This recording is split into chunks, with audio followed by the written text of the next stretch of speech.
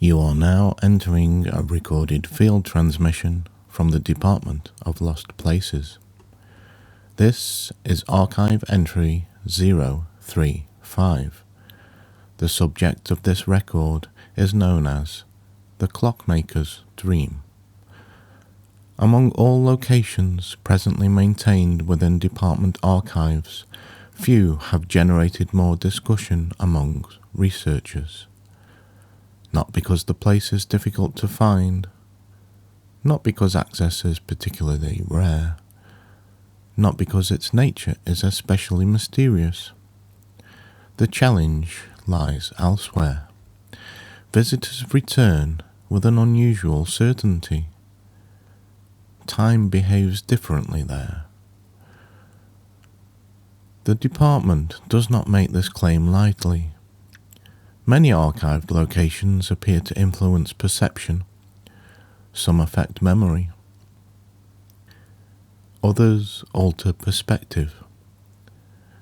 The Clockmaker's Dream appears concerned with time itself, or perhaps with how people experience it. The distinction remains unresolved. The earliest verified report originates from the diary of a retired watchmaker who described a recurring dream that visited him throughout the final years of his life. Each night he found himself entering an enormous workshop filled with clocks, thousands of them. Grandfather clocks, pocket watches, sundials, astronomical mechanisms, devices unlike anything recognized by conventional horology. Every clock displayed a different time, yet somehow none appeared incorrect. The watchmaker remained fascinated by this contradiction until his death. Decades later, remarkably similar reports emerged from unrelated sources. The department eventually opened a formal investigation. The resulting archive now spans hundreds of independent observations. The workshop exists, at least according to every account presently available. Visitors typically arrive during periods where their relationship with time has become particularly noticeable. A season moving too quickly, a period of waiting, a major life transition, a moment when the passing years suddenly feel tangible. The dream appears to recognize such circumstances. Arrival occurs through a doorway. Always a doorway. The door may appear in a hallway, a library, a railway carriage, a familiar house, a dream already in progress. Beyond it lies the workshop. The first impression is usually one of warmth. Golden lamplight fills the space. Wooden beams stretch overhead. Thousands of clocks tick softly throughout enormous halls. The sound should be overwhelming. Instead, it resembles rainfall. Gentle, layered, comforting. Visitors often expect chaos. There is none. The workshop operates with extraordinary calm. Every mechanism appears purposeful. Every clock occupies a specific place. Every movement contributes to a larger harmony. The department has found no evidence that the clocks measure conventional time. One of the first chambers encountered is known as the Gallery of Long Afternoons. Rows of clocks line the walls. Their hands move almost imperceptibly. Visitors standing within the room frequently recall childhood summers, quiet walks, conversations stretching into evening, days that seemed endless. Not specific memories, sensations. The room appears dedicated to a particular experience of time.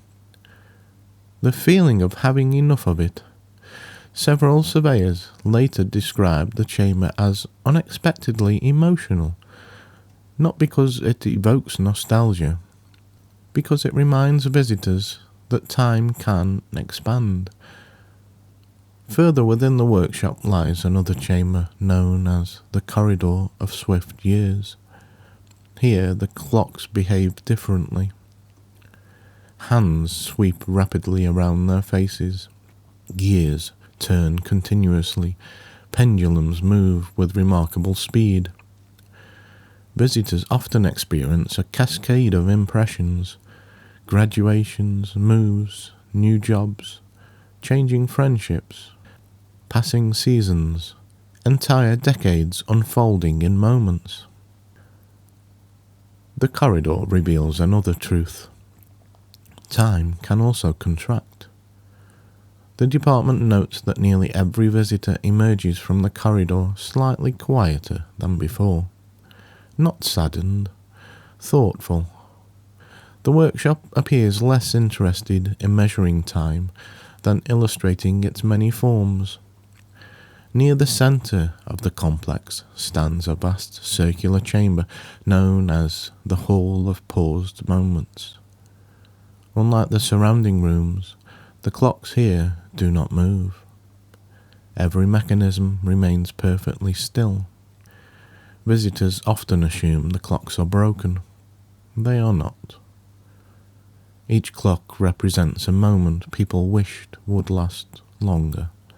A sunset, a reunion, a meal shared amongst friends, a conversation, a celebration, a peaceful evening.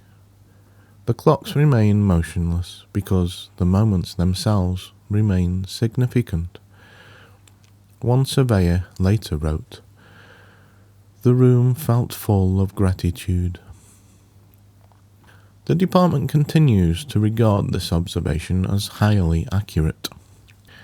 Beyond the hall lies one of the archive's most unusual locations, the workshop of unfinished hours. Half-built clocks occupy long workbenches, gears rest beside springs, mechanisms await completion. At first glance, the room appears abandoned. Closer inspection reveals constant activity. Invisible adjustments, tiny movements, subtle changes. The clocks are still being built. Visitors eventually realize what the unfinished clocks represent. Future time, experiences yet to occur, conversations not yet held, journeys not yet taken, friendships not yet formed. The room possesses an atmosphere of quiet anticipation. Nothing is rushed, nothing is delayed. The clocks will be completed when needed, no sooner, no later. Many visitors find this surprisingly reassuring. One recurring figure appears throughout reports concerning the workshop. Department records refer to them simply as the Clockmaker. Descriptions vary considerably. Age changes, appearance shifts, voice differs between accounts. Yet the role remains unmistakable. The Clockmaker is always working, adjusting mechanisms, polishing brass, listening to clocks, making careful notes. Visitors frequently ask the same question. What do these clocks measure? The response remains remarkably consistent. The Clockmaker smiles, then gestures towards the workshop. Attention. No further explanation is generally offered. The answer has puzzled researchers for decades, yet many surveyors believe it contains the key to understanding the entire archive. Perhaps time feels different because attention changes. Moments expand when fully experienced. Seasons disappear when overlooked. Waiting stretches. Wonder lingers. The clocks may simply be recording these variations.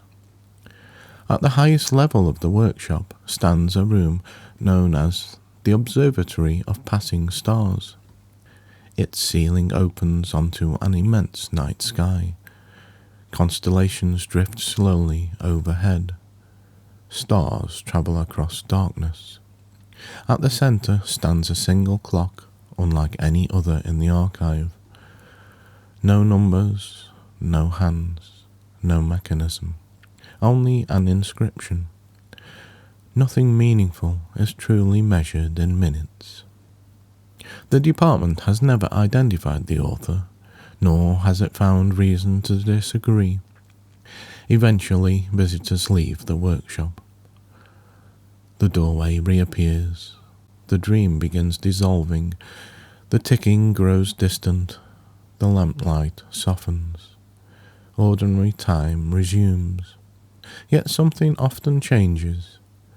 People report feeling less hurried, not because life has slowed, because their relationship with time has shifted. The workshop appears uniquely skilled at reminding visitors that clocks and time are not necessarily the same thing. The department classifies the Clockmaker's dream as type, temporal dream workshop, perceptual time archive, chronological observation facility, access level frequent, most commonly encountered during periods of reflection upon time, change, memory, or personal growth. Final note from the archivist. People spend much of their lives watching clocks, counting days, tracking years, measuring progress. The clockmaker appears interested in another form of accounting. Not how much time has passed, how it was experienced. A joyful hour, a meaningful conversation, a season of learning, a quiet afternoon. These things resist ordinary measurement, and yet they often become the moments remembered most clearly. Perhaps the workshop exists to preserve that distinction, a reminder that the value of time and the quality of time are not always the same thing. This concludes Archive Entry 035. The record is sealed. The clocks continue ticking. The workshop remains illuminated. The clockmaker continues their work. End transmission.